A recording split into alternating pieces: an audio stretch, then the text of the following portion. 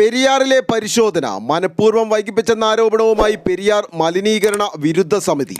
പെരിയാർ മലിനീകരണവുമായി ബന്ധപ്പെട്ട് ഹൈക്കോടതി നിയോഗിച്ച അന്വേഷണ സമിതിയുടെ രണ്ടാം ദിന പരിശോധനയിൽ റെഗുലേറ്റർ ബ്രിഡ്ജിലെ അകത്തെ പുഴയിൽ പ്രവേശിക്കാനാകാതെ മടങ്ങി.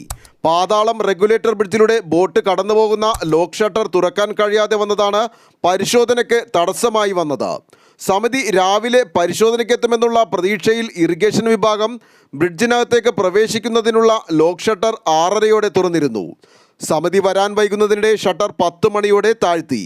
പിന്നീട് സമിതി പരിശോധനയ്ക്കെത്തിയ സമയം ഷട്ടർ വീണ്ടും തുറക്കാൻ കഴിഞ്ഞില്ല. ഇറിഗേഷൻ വിഭാഗത്തിലെ മെക്കാനിക് വിഭാഗം അസിസ്റ്റന്റ് എഞ്ചിനീയർ ശ്രീജിത്തിന്റെ നേതൃത്വത്തിൽ ഷട്ടർ ഉയർത്താൻ ശ്രമിച്ചെങ്കിലും സാധിച്ചില്ല.